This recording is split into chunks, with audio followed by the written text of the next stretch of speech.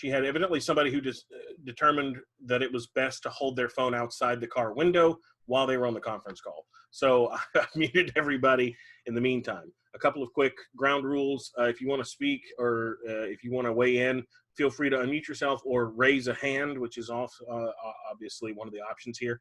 If you want to talk while somebody's presenting or weigh in right then, raise your hand. I'll be able to see that.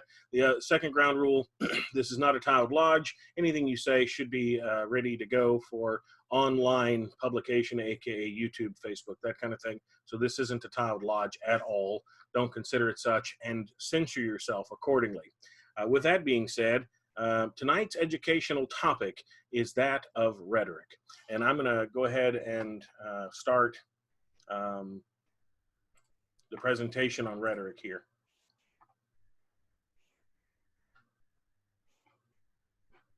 We'll do the whole thing.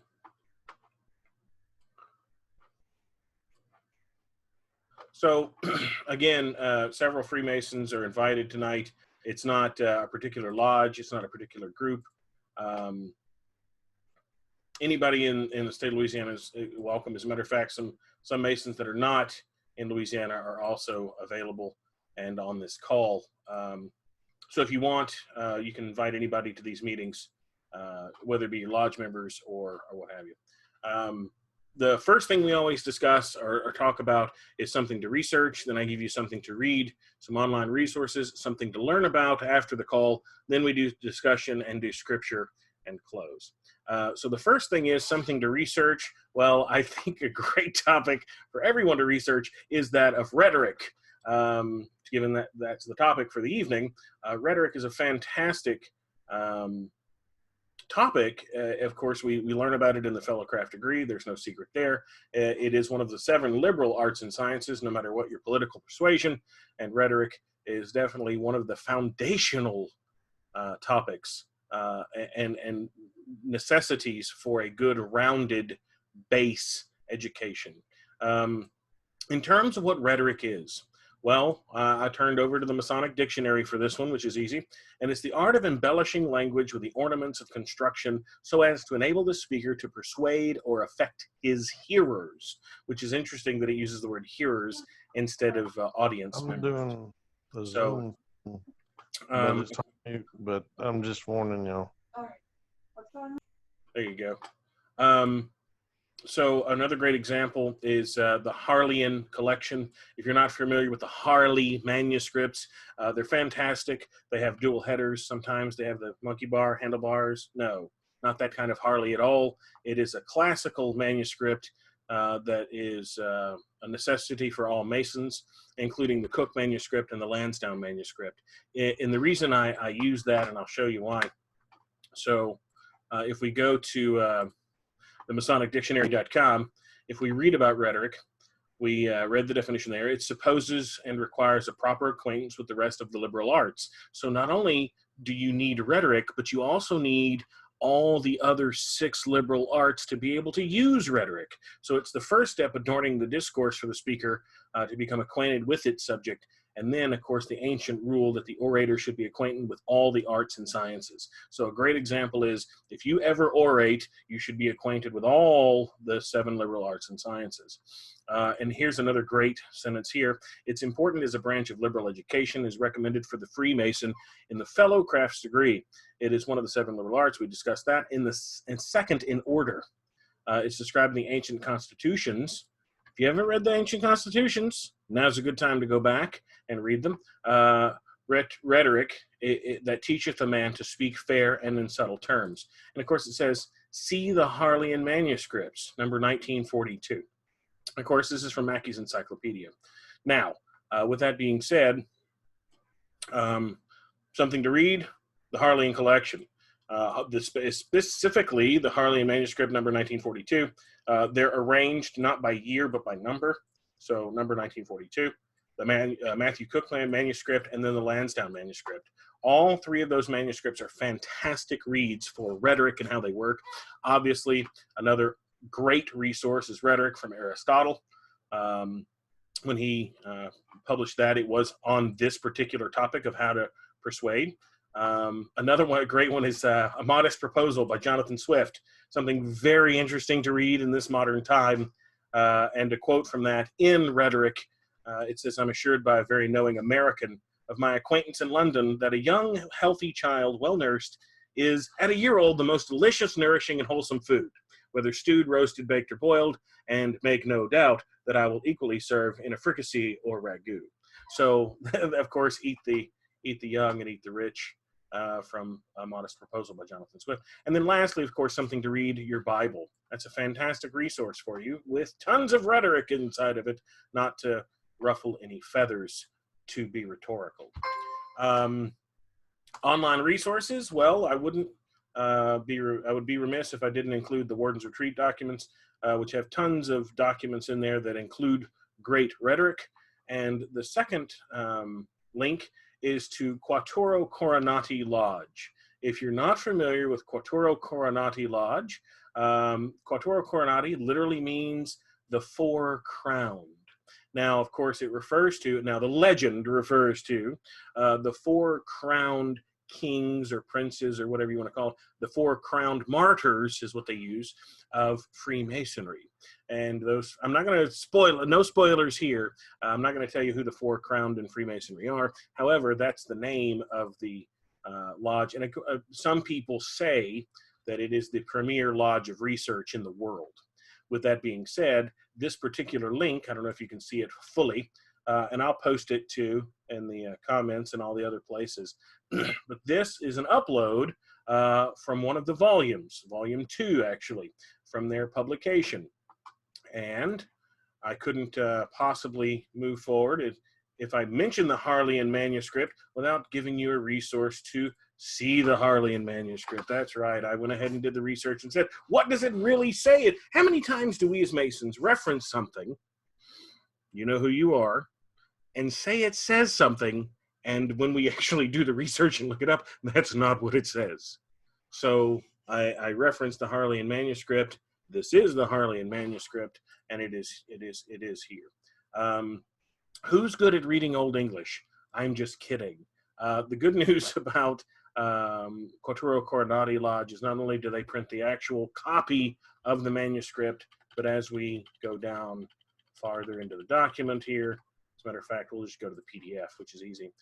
This particular volume 2 contains the Matthew Cook manuscript. See, I wasn't going to leave you hanging.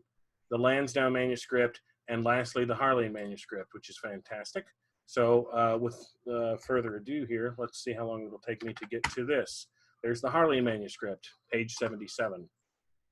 And again, it's number 1942, not the year.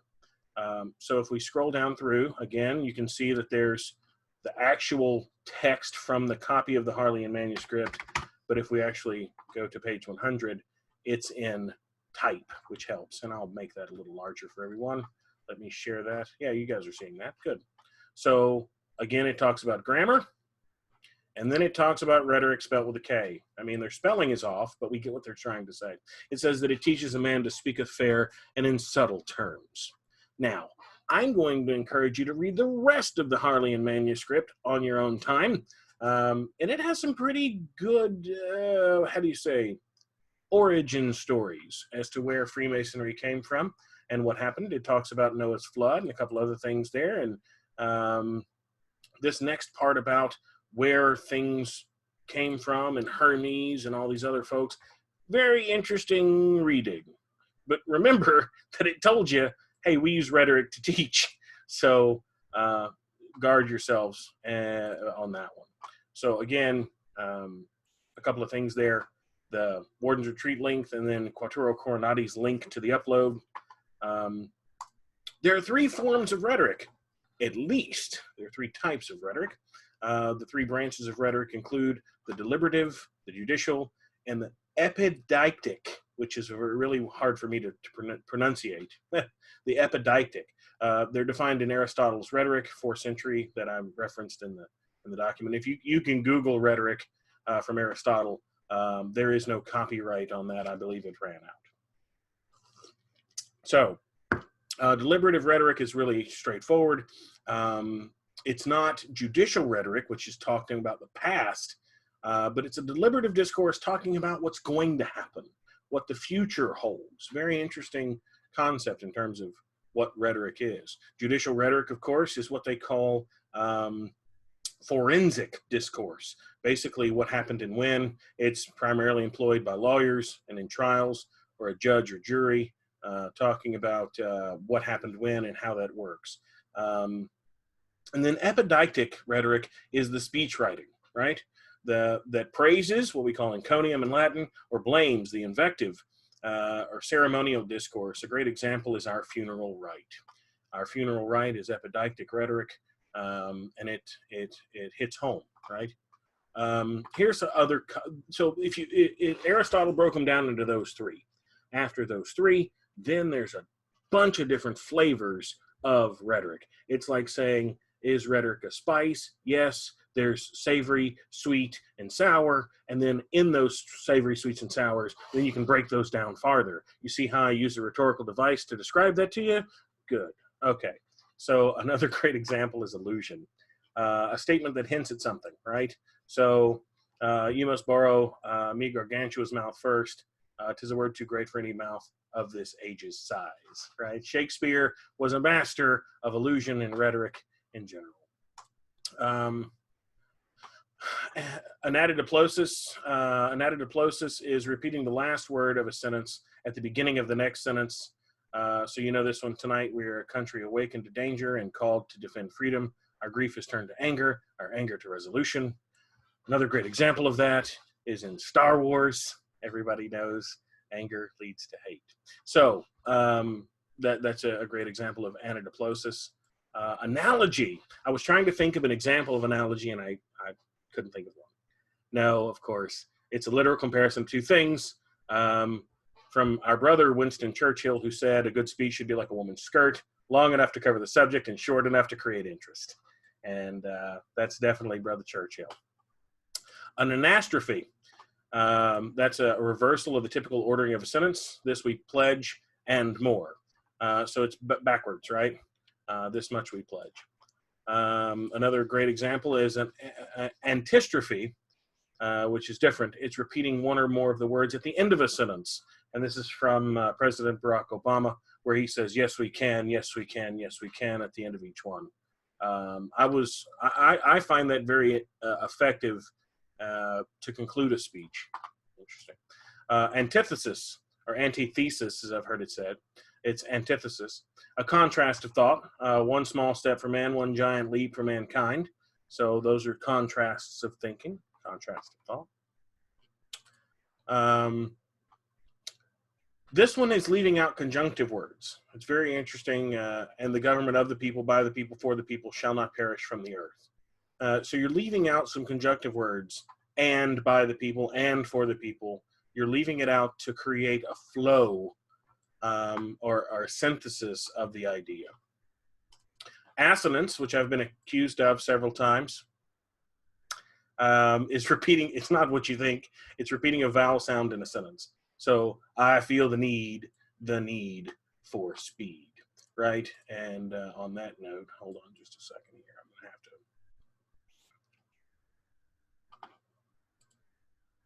let me change this out really quick, if I can do that. There we go.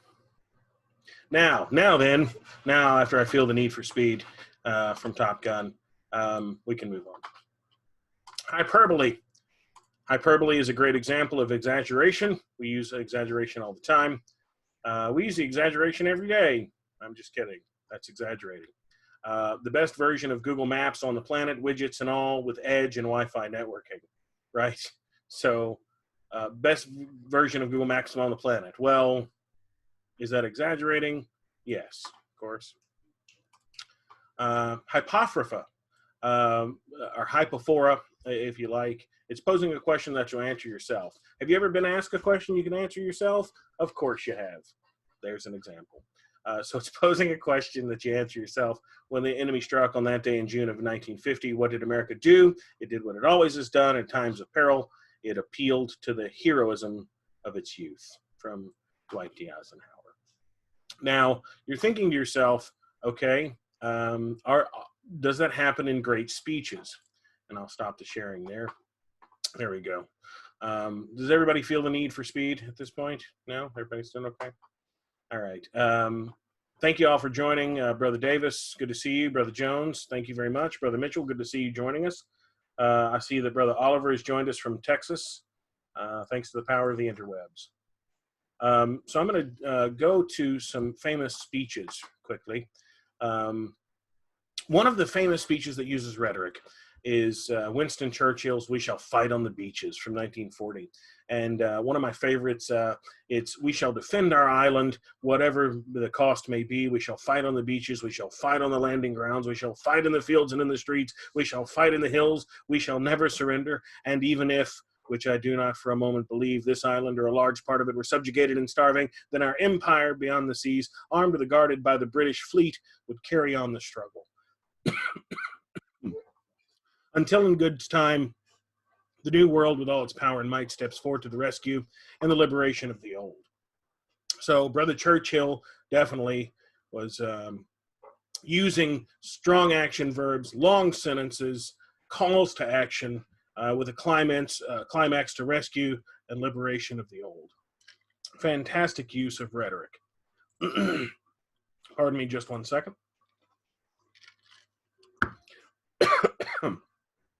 Another great example of rhetoric is Chief Joseph. I don't know if you're familiar with Chief Joseph's surrender speech in 1877.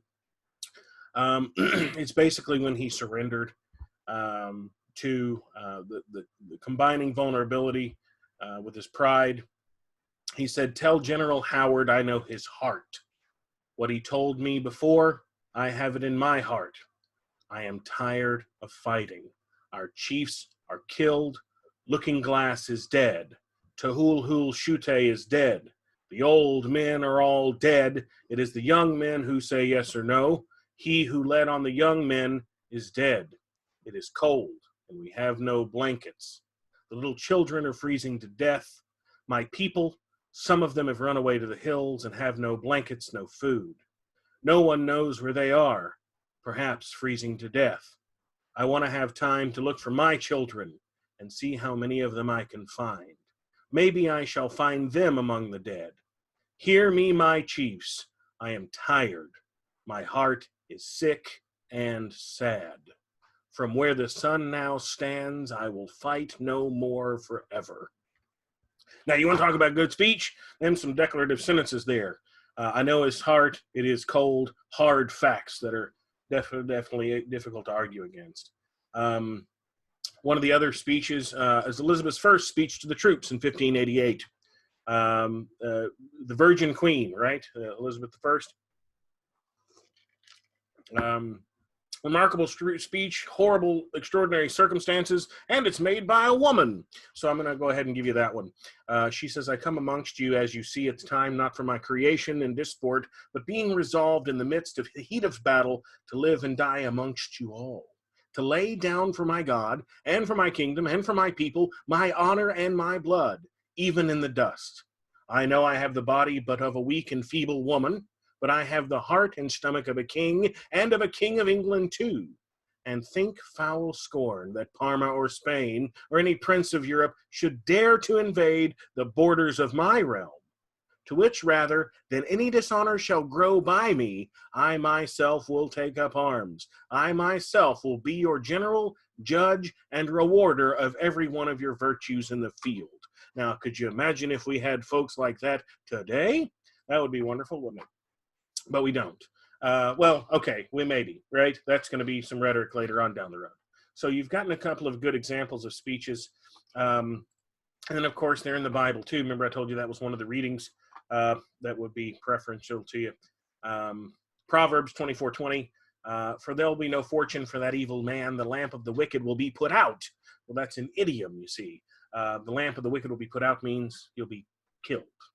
Luke 17:33 says, "Whoever seeks to keep his life will lose it, and whoever loses his life will preserve it." Well, that doesn't make a lot of sense. That's called a paradox.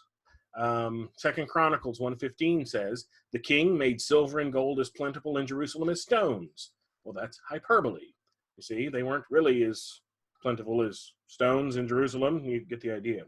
Proverbs 8:1 says, "Does not wisdom call, and understanding lift up her voice," which is one of my beautiful favorite scriptures in Proverbs. And that's personification. Wisdom doesn't call anybody, and understanding doesn't lift anything up. That's personification.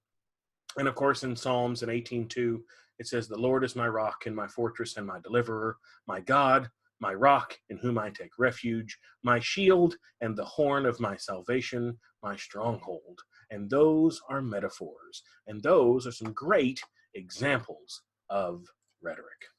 Brothers, thank you very much for joining us tonight. With that, I'm going to open the floor up for discussion.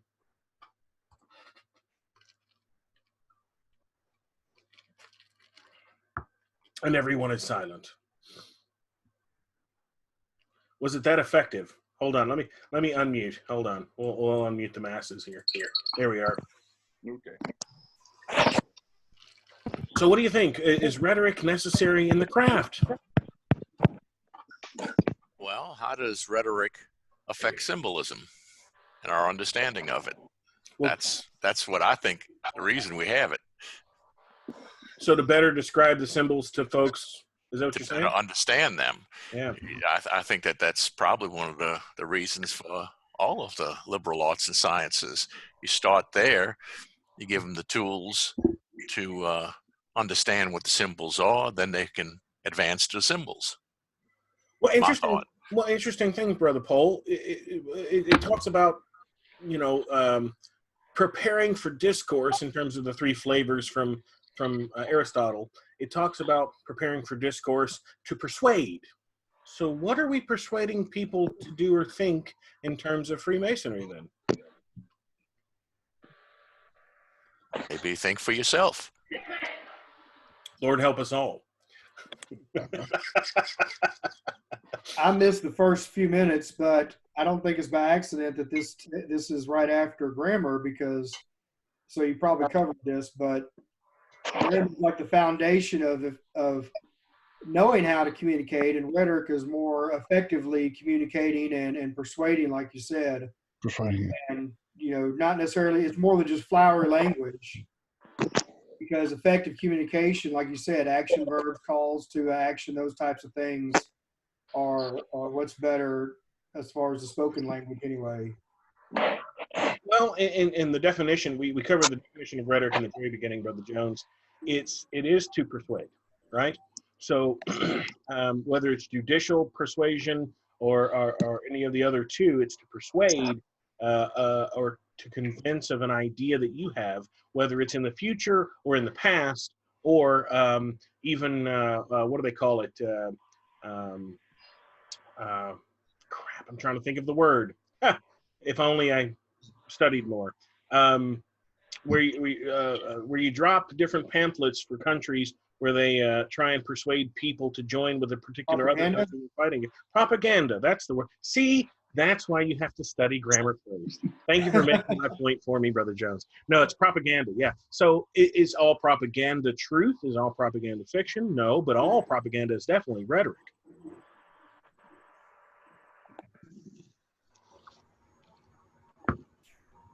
So, we say the word rhetorical questions that we ask that we know the answers to. But in this particular examples that I've given you, biblical examples and also in great writings and literature, these examples far exceed their literary devices. So is grammar the how do you say, something to refine the large stone to the smaller stones. Rhetoric is to polish the stones to the perfect ashlar, if you will. If it's a literary device, it's to clean up and use the tools that we've learned in grammar to forge sentences to persuade. Does that make sense? Yeah, and getting back to the persuading part, do we do that in Lodge? Well, if you just think about the staircase, it's not just told, it's the whole point is to persuade. I mean, part of the lesson there is persuading them, this is why you need this. This is why this is important. It's not just a Wikipedia entry of this is grammar, this is rhetoric, this is, astronomy, blah, blah. Hope you got something out of it. I mean, part of the actual lecture, is the persuasion that this is the way to do things. This is why these are important to you. This is why these are important to us. Do you think that Winston Churchill, when he was delivering the "We Will Defend" speech, do you think if he mumbled it and looked down at his note cards while he said it, would it have been as effective? Absolutely not. Just like we talk about how to use proper punctuation during our stuff. Why? If you just fly through stuff. Or am I talking over somebody?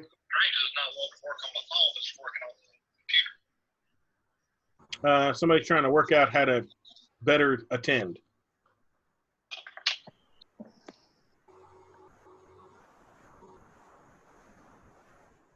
Well, we've talked about how, enunciating when to properly enunciate and using proper punctuation during the degrees is so important, much more than just, a straight monologue, monotone, rote memorization speaking of it. Yeah, and again, do we recite? Yeah, you bet we recite, and we recite from memory. Yeah, you bet. But does that mean that if you haven't? Here's the thing. I know brothers that have studied, memorized, and can recite verbatim the work. But their delivery, and I love them, their delivery is shite, right? We can all agree. Like, they've practiced, but they don't practice giving it to other people. They practice getting it correctly, right? And Brother Liqui, I'm going to pick on you for a second. Brother Liqui has delivered some of the most passionate, moving recitations that I've seen in quite a long time. And thank you. He's been able to persuade those that he's speaking to in what he's discussing. So a great example of that is, Brother Liqui goes up and he talks to the guy. When he does that, he definitely gets the guy's attention. I've seen Brother Liqui reach out to him or stand proximal to him, and even be aware. Brother Liqui has even been aware of the audience of the rest of the lodge, so it's not to turn his back to us. So it's little things like that in terms of preparing to deliver his speech, whatever you want to call it, recitation, degree work, knowing his audience. And to be quite honest, Brother Liqui, like I said, I'm going to pick on you.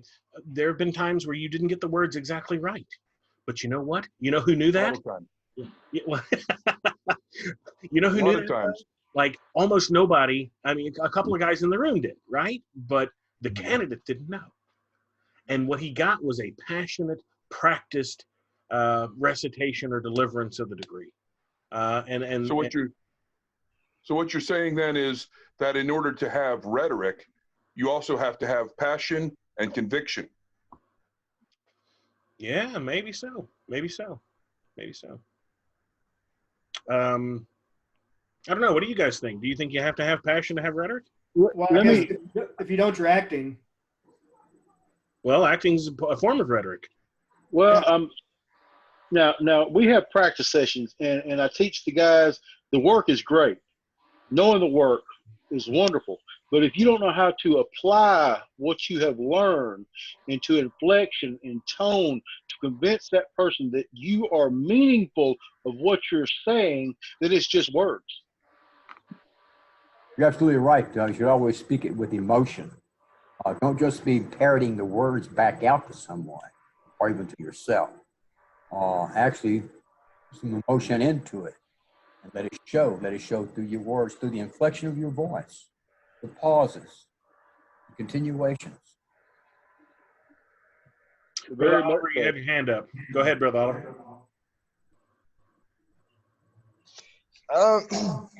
It's like I said last week when we were talking about grammar. You have to study the work and the lessons to be able to know them well enough to be able to convey them. But it's like everybody's saying right now, you can know the work, all day long, but if you can't effectively communicate it, then it means nothing for the candidate. You know, if you can't take and give the work back, you know, teach the candidate in a way that's going to inspire them, then it's useless. Like anything else, if you put on a play, you know, if you go watch a play in a theater, like our college puts on plays all the time for the community, you know, actors can go out there and, you know, they can know their lines or whatever, but if they can't deliver a convincing performance, then, you know, it doesn't make a whole lot of difference. It doesn't do very good. So, you know, the grammar and rhetoric go hand in hand. It's about honing the delivery. And some of it comes more natural for others than it does for some in your delivery on things like that. Like you say about passion or dramatic and that kind of things. What you add to it and your personality on your delivery does a lot for that sort of thing, I think. And Brother Oliver brought up the, you know, then you're just acting, right? And I'll turn to one of the greatest formers of rhetoric. Aren't we all actors in the world of stage, right? So you got to be careful when you acting. A great example is in some of the other degrees. We better be acting because some of the things are not literal, right? I mean, some of the things are hyperbole or metaphor or example to you, but still needing them to have fiction, right? Brother Turner messaged the group and said that delivery is a big part of the lecture or a part in any degree. And I agree with you, Brother Turner. What is at what cost, I guess? Why not let them, and I pose this question to you, Brother Turner, why not just let them read the work then? If it's a play or a passion play, why not have it performed? Here's a great question. Why not have it performed perfectly one time on a video or a DVD or a YouTube or a Vimeo and send it to them to watch instead of having them go through it? Because you lose the personal effect.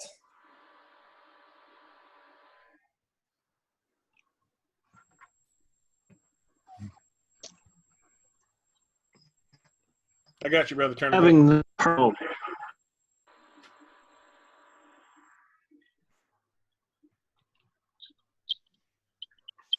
It's when we go to church and we want to hear a sermon, a well-delivered sermon.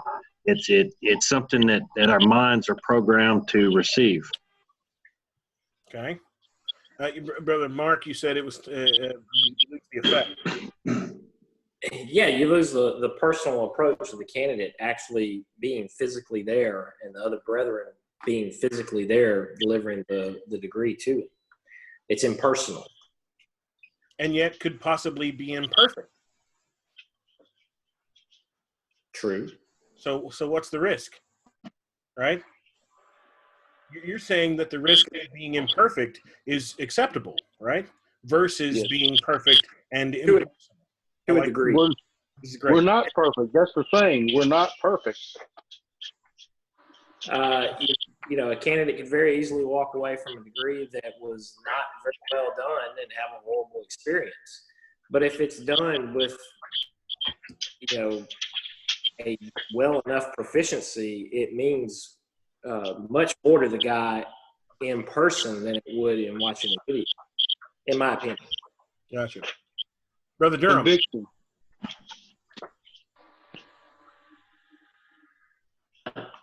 I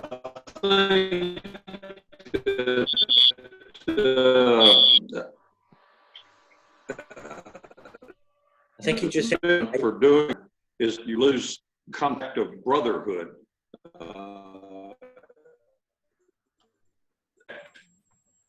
To the lodge, to the brethren in the lodge, if everything was just pre-recorded. And I think that he's got to, that's more important than maybe the well-passioned delivery. He will carry that brotherhood connection away with him, where he will probably sleep through half of a pre-recorded videotape. I do that every day watching TV. So the impersonal connection, or the personal connection, definitely outweighs the imperfect delivery. Now, compare that again to the questions that I was asking about rhetoric.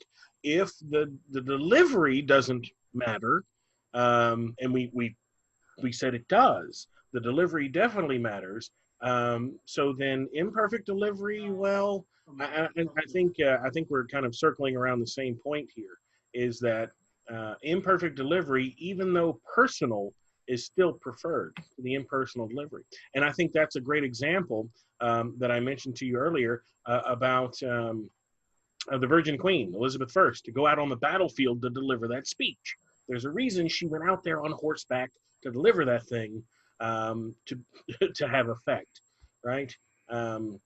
There's a reason that our stuff is within tiled lodges.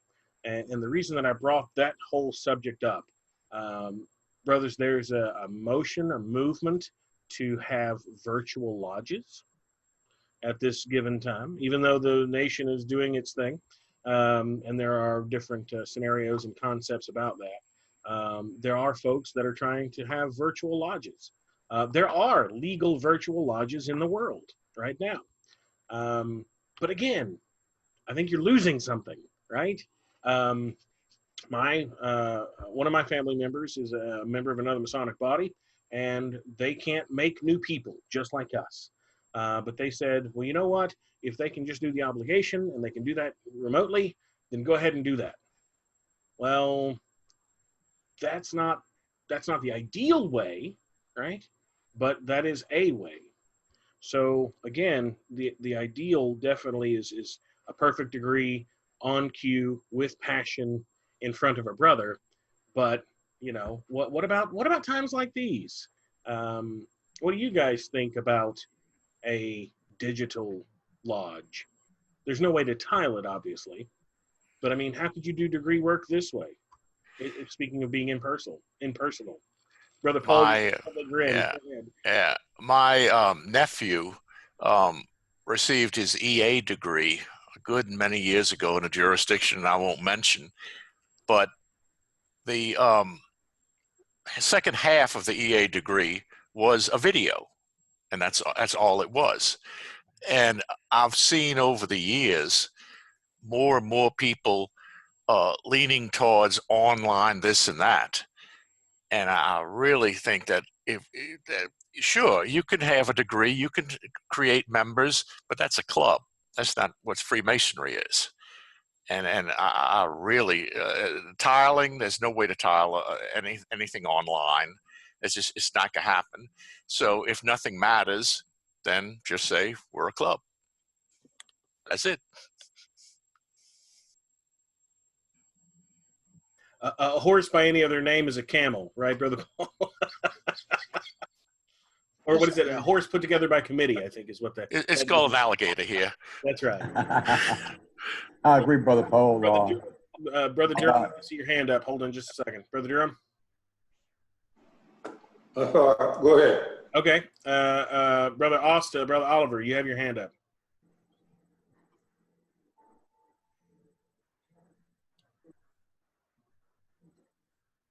Okay. Moving on. Who was speaking? I'm sorry. Go ahead, Brother Snotty.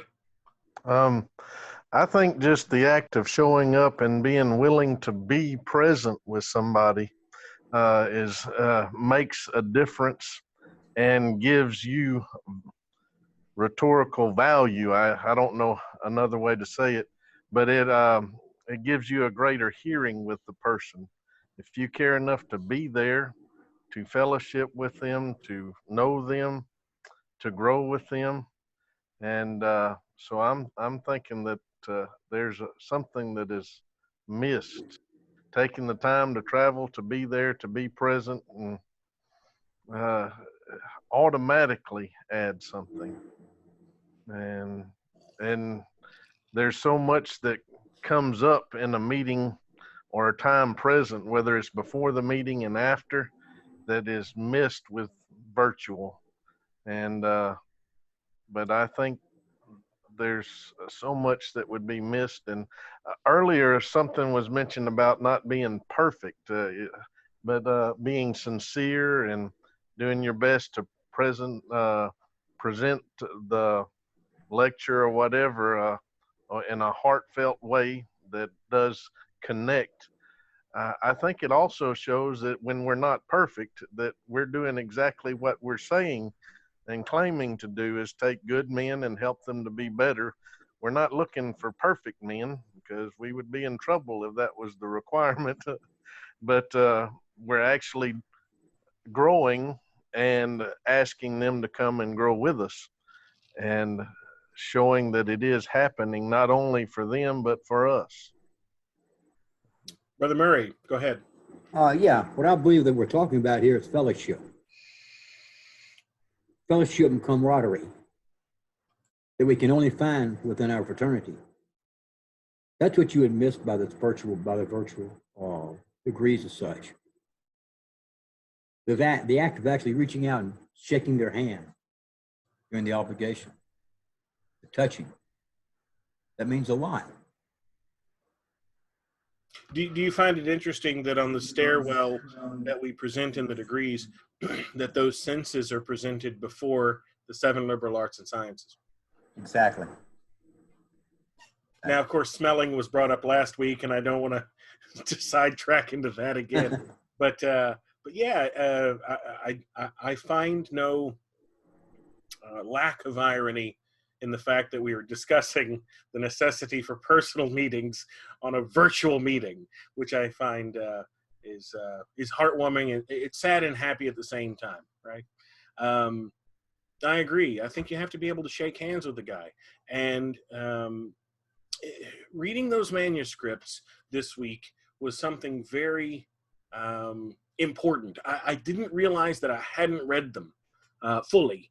And they actually have some really good pointers, tips in there about the manuscripts. They're beautiful. They're beautifully written. The handwriting that goes, the physical work of putting the ink to the paper is lost as well. A brother of mine messaged me this week about the keyboard warriors we've had online that think one way or the other about coronavirus or what's going on, of whether or not we should open up the government or shouldn't open up the, rhetoric. Interestingly enough, these keyboard guys that just type out their ideas instead of actually voicing them in front of someone else. That's a big contrast. That's a big contrast of being able to stand in front of your audience, or in particular, in the case of rhetoric that we gave up, the jury, or in Aristotle's time, those that would judge you about what you said out loud. So it's very interesting. We as Masons don't say much out loud anymore. We don't defend the craft, right? We say that she needs no defense. We say that. But at the same time, we don't come to her defense in public. As a matter of fact, there's a couple of different folks that are being called out overseas about being Masons and whether or not they should have to declare that to run for public office. So because their rhetoric doesn't necessarily match their actions, you see. So a great example of rhetoric not matching. I'm reading some of the comments here. Feel free to discuss as well, to ask questions between yourselves. I have a little concern about the delivery aspect. Sure. And it's something that I've had for a while. If some of you that are as old as me probably remember a musical group called ABBA. And what they were great singers, and they sang songs, and I listened to them and I understood them, but they didn't speak English. They recorded songs in English, but they didn't understand English or speak it. They just did it from sound. And how important is if we do a great delivery on something that we don't understand ourselves? What does that really do for the student?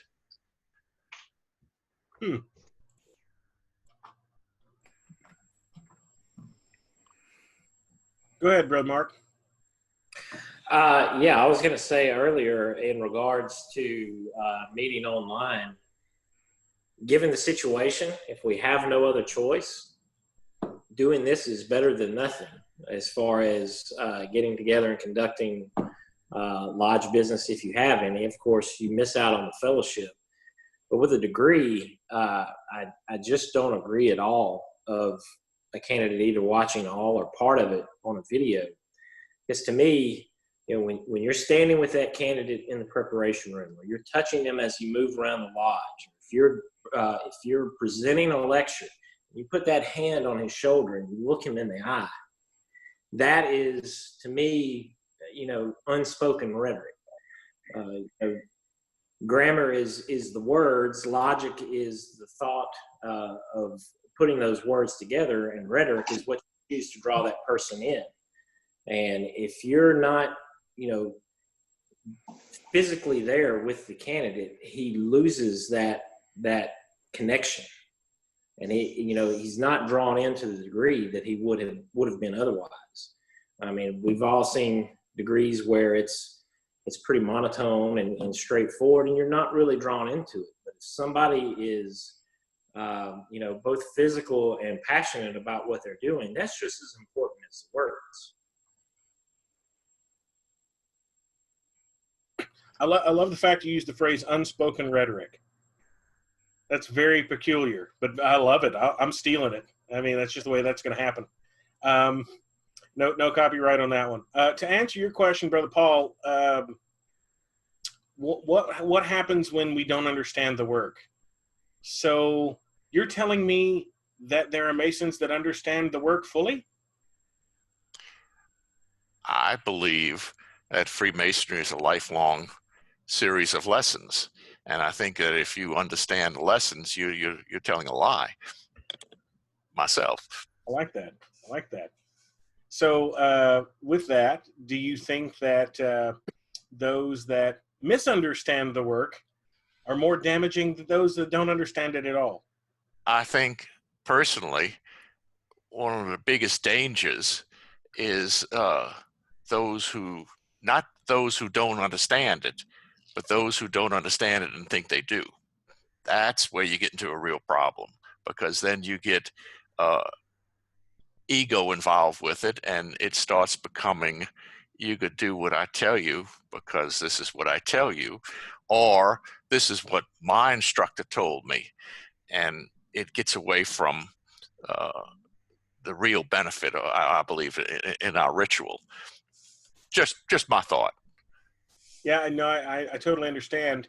Of course, you're saying that with us asking people, men, to trust us before they obligate themselves to something they don't fully understand. Right. That's a big deal. Yeah. And we take a lot on ourselves when we ask somebody to do something like that. And if we don't deliver, then there's maybe reason to be concerned. Yeah. A great example. One of my teachers, and I'm gonna derail for a second in terms of rhetoric. Brethren, since I have you all here, thank you again for attending. This is not a tiled lodge. Please keep your comments untiled, if you will. Brother Cash, thank you for joining us. Good to see you. At least see your face. I didn't say unmute yourself. Just relax. I'm just. But I want to derail. I talked to one of my mentors this week, Brother Rufus Wilson. I encourage all of you and all of you watching this after we record it and put it back up to contact your mentor if you can. I can guarantee you that there are some brethren that hear me right now that are unable to do so unless it's through prayer. So contact your mentors, talk to them, contact your elderly brothers in your lodge, let them know how you're doing, and ask them about themselves. I actually called and talked to Brother Rufus's wife, and was talking to her, and I said, is the old dog hanging around somewhere? And she said, yeah, he'd love to hear from you, which meant that, and he told me other brothers had been calling to check in, which is great news. but use this as an opportunity to check in with your older folks. With that, the story goes, I was learning from Brother Kenny Fuller, and I kept putting in extra words in the work. And Kenny, no, patient as a stone, Kenny Fuller was with me. No, that's not what it says. Try again. Maybe we'll come back to that another time. And then finally it was, quit putting words in there. All you smart folks, they always add extra words. Just say it the way they said it and the way I taught you to say it. And I said, well, what does it mean? What does this word mean? What does that word mean? What is this? Why do we use that word? What is a cow? And what is all this other stuff? And he said, well, learn what it means later. For now, just learn the work. And I think that's another cool part of this, that we learn. Why memorize it instead of just reading it, Brother Paul? That's the response to your question. Things like your birthday, your social security number, the Pledge of Allegiance, which we teach children. They don't understand it yet, but through recitation, through time, maybe they come to understand it. Well, you see, that's a real interesting point, because prior to around 1850 or so, all in the United States, all Masonic lodges conducted their business on the EA degree. And EAs and fellowcrafts were in the lodge, but they better not say anything. They were not allowed. Don't bring history up into this, Brother Paul. Yeah, but, the Grand Lodge used to meet as an EA degree, which is kind of interesting. Well, but that's an interesting thing, is that they learned things, but they couldn't speak until they were properly trained in what to speak and what to say. So that's I agree with you. And they say speak when spoken to, I suppose. But yeah, so we teach that you A, have to take an obligation of something you can't fully understand. Then B, you have to memorize this stuff even though you can't possibly fathom what it means. And then once you learn this and recite it, as you're reciting it, and I personally feel it's much like prayer or other things, where as you recite it and as you contemplate on it, as you study it, you even want to say that you meditate on it, if you want to use that phrase, it becomes deeper to you. It clicks with you, very much like the symbols do. So I think the words are the interestingly enough, words are symbols. They're just symbols for sounds. I think the whole thing is based on symbolism. That's The right. whole thing is based on a foundation to learn the symbolism so that you'll understand step by step. Yeah. That's again me. Well, and again, we were talking about the steps. So, of course, this is the second step of the 7 liberal arts and sciences. And again, I don't find it accidental that we're talking about it tonight, because, of course, we did grammar, the first step. This is, of course, rhetoric. I bet you can guess what the third step will be, which will be next week's meeting. With that, I just want to open it up and kind of stop discussing rhetoric if you can, if you like, but I just want to open up the floor to the brethren to discuss with one another how they're all doing. We have a couple of more minutes left in the hour, and I haven't checked in on each of you to check to see how you're doing. So the floor is open.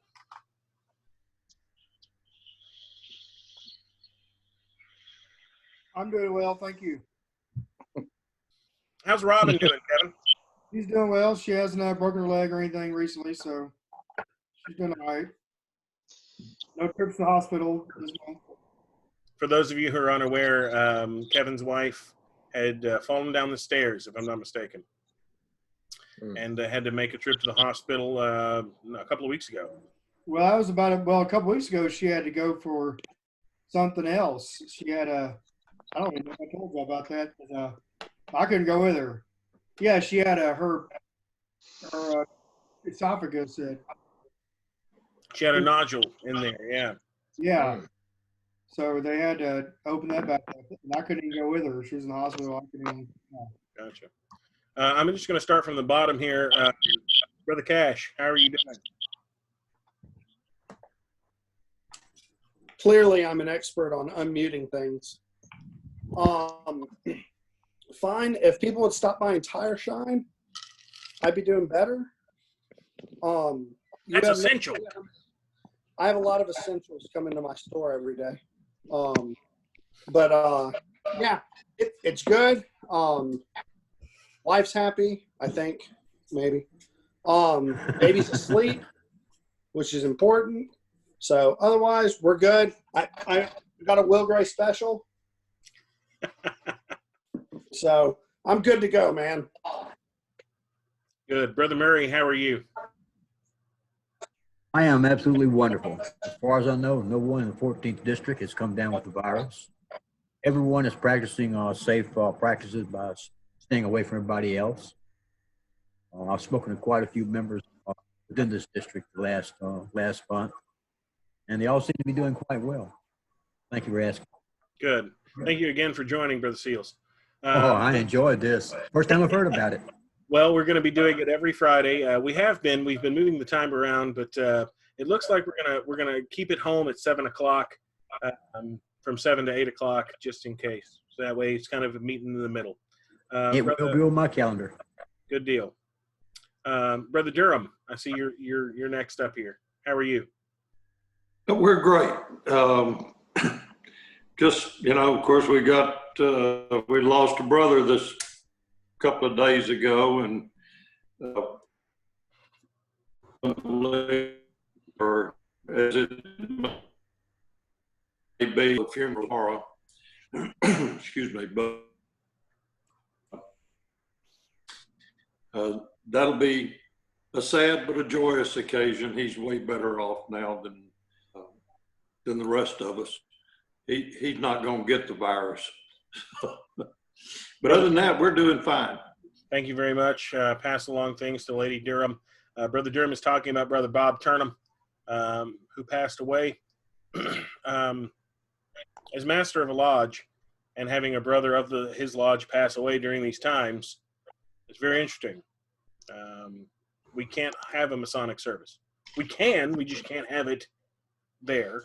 And of course, under 10 folks have to be there. And I don't know exactly what they're planning on in terms of the service for him. So, Troy, they will have graveside services for the family only. The funeral homes are limiting them to a maximum of 10 people, including the funeral home people. So just the widow, children, and their spouse there. Their plans are to have a memorial service, hopefully mid-May. And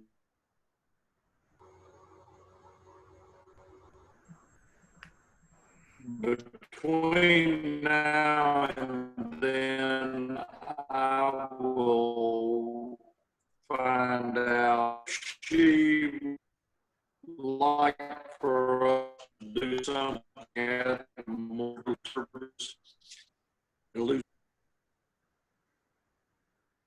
now we're here, Brother Durham. I went ahead and muted you. It strung out a little bit when you were bandwidth deficient. But thank you for that. Now I'll touch base with you about what Miss Mona wants to do. Brother Martin, good to see you again. How are you faring? We're doing well. As far as I know, none of the brothers down in the New Orleans area have been stricken by the virus, unless somebody knows something and they haven't communicated to us. I've been in contact with a bunch of brothers that are getting antsy. They want to get together. There was one suggestion that we even get maybe 6 or 8 of us and go sit out in the park and sit in a circle and just talk and meet with each other just to see some faces outside of our families and houses. But other than that, we're doing fine, and we're just bearing with it. Brother Stewart, how are you doing? Great. I'm making the same sacrifice everybody else is, and I'd like to mention though that later this month, I think he's been a member for 60 years this year, and that he turns 90 on the 27th of this month. My father. So I thought that would be an interesting thing to know. He's kind of a secret genius, and but he's hard to live with. The same, so I don't know what else to tell you. Thanks for letting us know, brother Stewart. Brother Liqui, how are you faring? Fair to Midland. I'm getting some peace and quiet now because the casinos have been closed down for a month, and since that was my my main job was the casino, so I had a lot of extra time on my hands. Of course, Clark Custom Guns is still open, and I've just been working there a lot more. Other than that, I'm enjoying my time at home and in peace and quiet, kind of the way I like it. But I still would like to get out and see the brethren and get into Tiled Lodge as soon as I can. But obviously, that's not going to happen. Not as of yet. Thank you, Brother Liqui. Brother Mark, how are you handling things? Everything is good here. It only took a global pandemic to learn that you're essential. So other than that, everything's pretty good. The nights and weekends drive me crazy a little bit, but I've got plenty of things to work on, like the Master Craftsman and things like that. I would say keep Brother Mitch Reynolds in your prayers of the 4th District. He did come down with coronavirus and is improving, but he's still in the hospital. So prayers for him would be appreciated. We won't remember him. Brother Paul, how are you? As far as I know, I'm okay. Everything seems to be going good. Something could surprise me any moment. Who knows?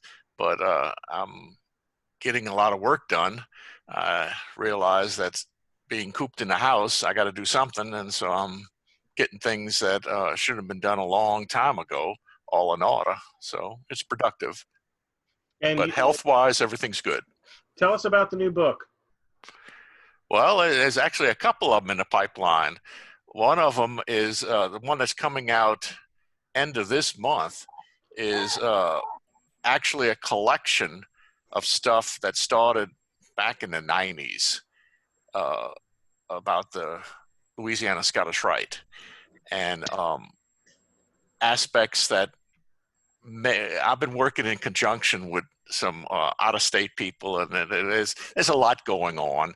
And I think what this is going to be is just a reminder of how important this state is, and how there was a time when you read a lot of the historical accounts of Louisiana Masonry, and the comments were, well, they're kind of limited. They're not all that much, and it's nonsense. And so this is, I think, setting the record straight. And it took a lot of time trying to be careful with everything written. So we'll see what happens. See if I get any mail bombs or anything. Well, we hope that it isn't the case. Of course, keep us up to date with what's available to us, and your work is definitely exemplary. Thank you very much, Brother Paul. Let me see here, Brother Oliver. How are things over in Texas?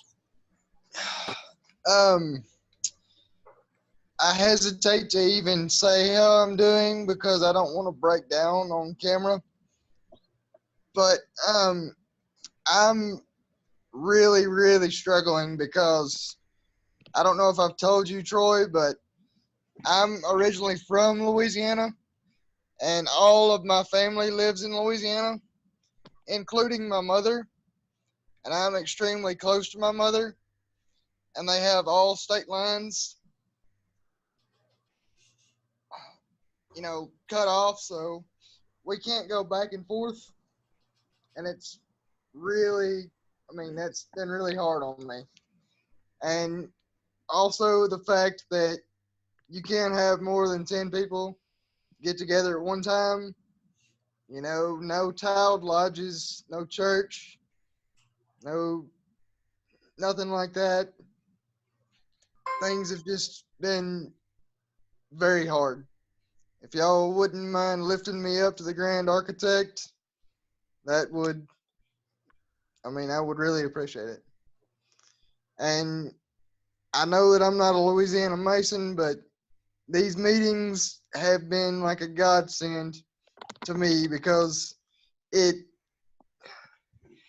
don't know. I mean, I know we're not a tiled lodge, but to be able to get online with somebody, with another group of men that I could see on camera that I hold a common obligation with and that think like me, like-minded guys, is just a godsend. I think that that's one of the few things that's making this bearable. Glad to be here from you, to hear from you, and to be here for you. As always, as I've always told you, you're always welcome, Brother Austin. Brother Snotty, how are you holding up? I know it's different for the shepherd to be away from his sheep. That is difficult not to meet. Last Sunday's the first time I posted a message on Facebook. That was new for me. Got some help from Brother Chad, and he's going to help me this Sunday. So at least I can do that.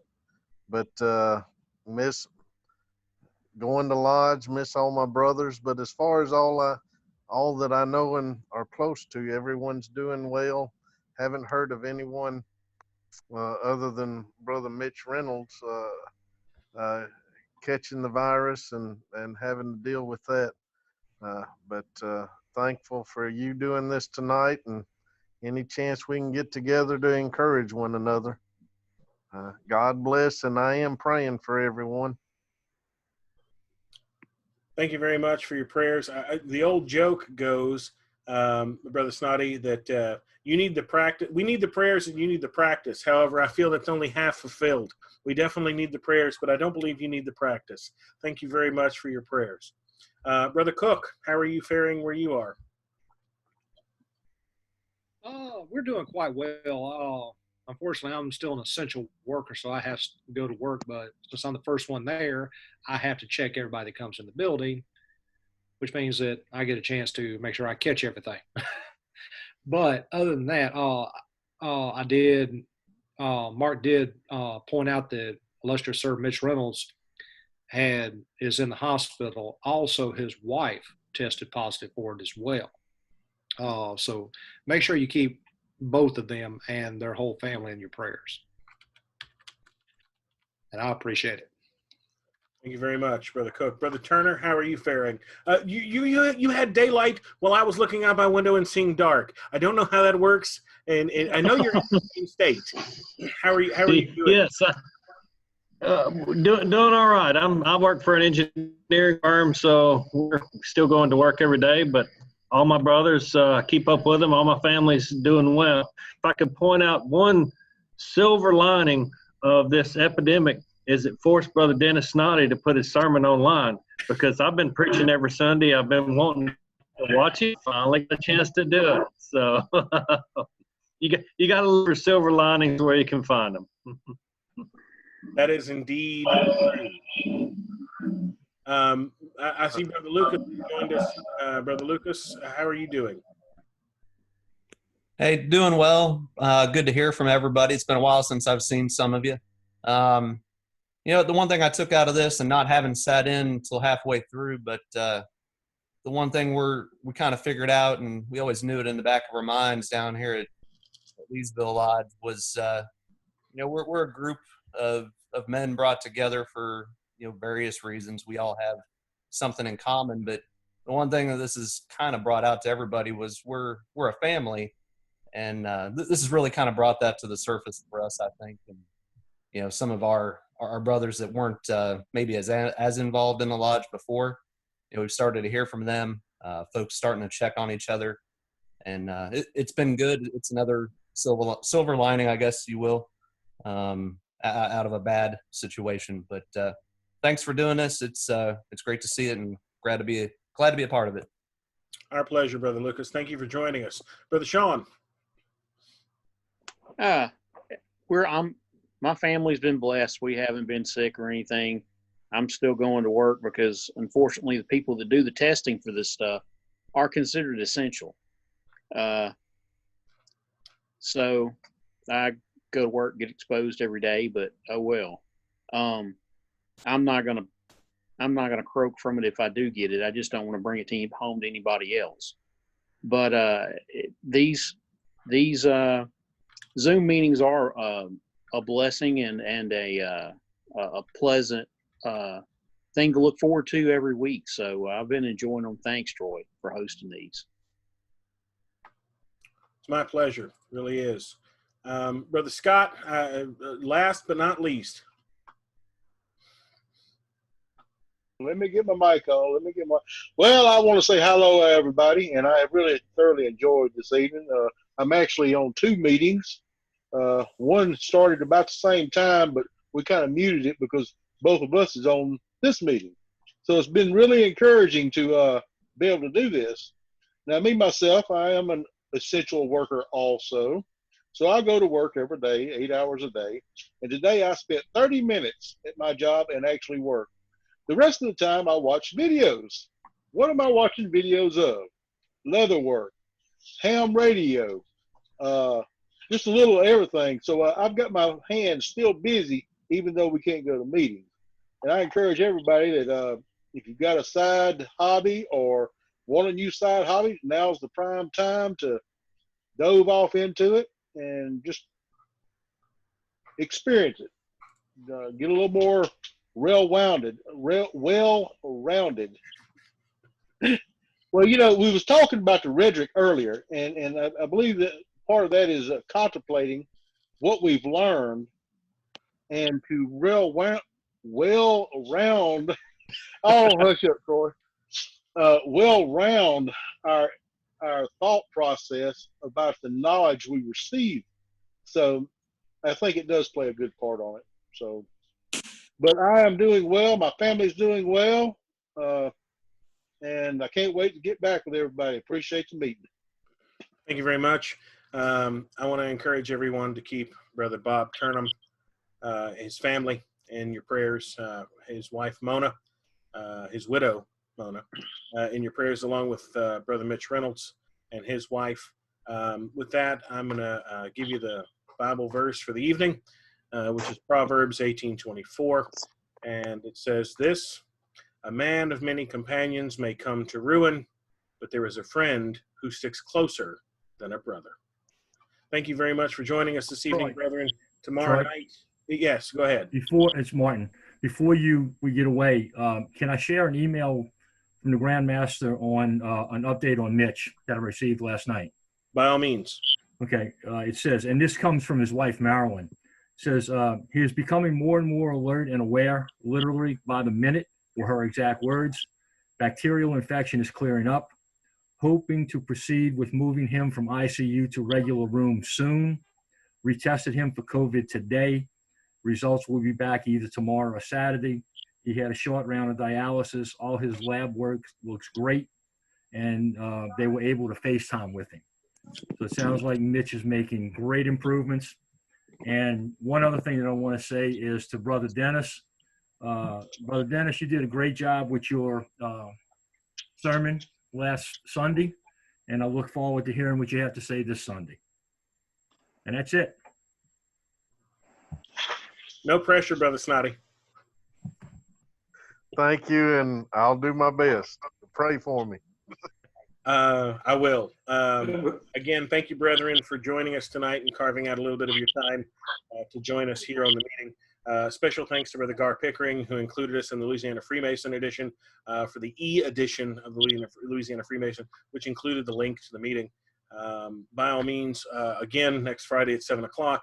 If you're not friends on Facebook with the Louisiana Lodge of Education, the educational part, or the First District, or what have you, or Joppa Lodge or Shreveport Scottish Rite pages, be on the lookout, or message me or email me, particularly for the next Friday's meeting link. I do rotate them out. It's not the same meeting link. It doesn't have the same password for security reasons, just so we don't have someone Zoom bomb us. So thank you very much for joining us this evening. Very prayerful evening, of course, and retrospection to you all. Thank you very much, and I will be posting up the video of this meeting to the YouTube page and then to the Facebook groups. Thank you again, brothers. Good evening.